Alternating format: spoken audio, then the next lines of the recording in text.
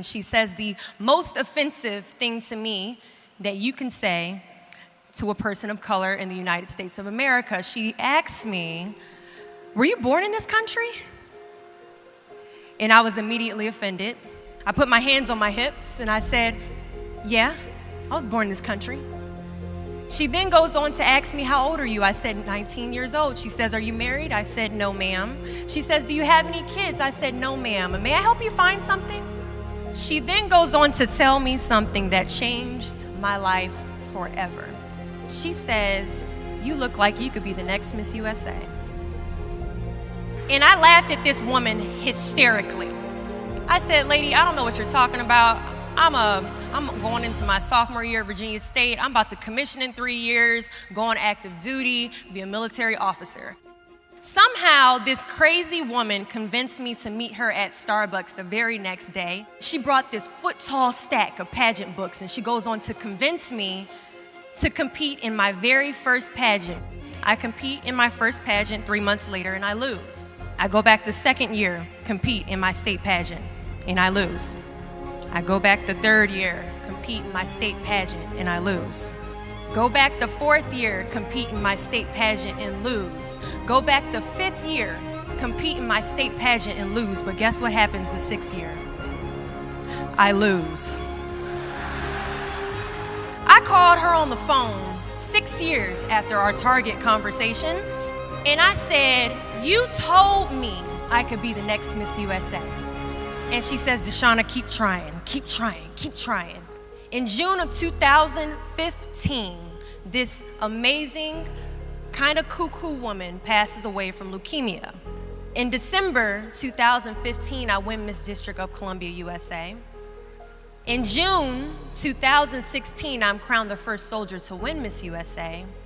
And last January in Manila, Philippines, I walked the Miss Universe stage and placed top 9 amongst 86 countries.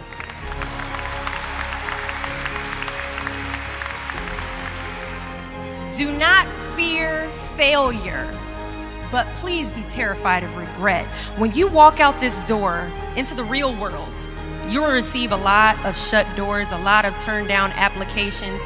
You will hear way more no's than you hear yeses. Giving up is something I did a lot of growing up, and I don't think I really challenged myself to stick anything through until I joined the track team in middle school.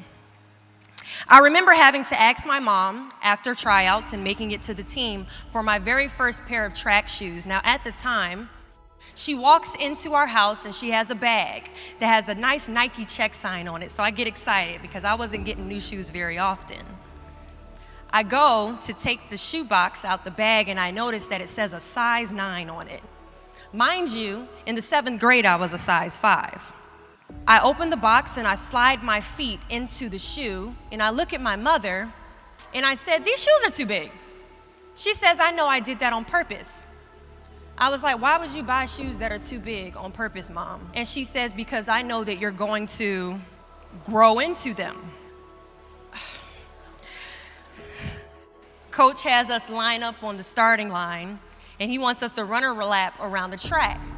As we go to take off, I immediately fall to the ground, twist my ankle because the shoes are entirely too big. See, I couldn't run at the speed that I wanted to because I didn't fit the shoes I was wearing at the time.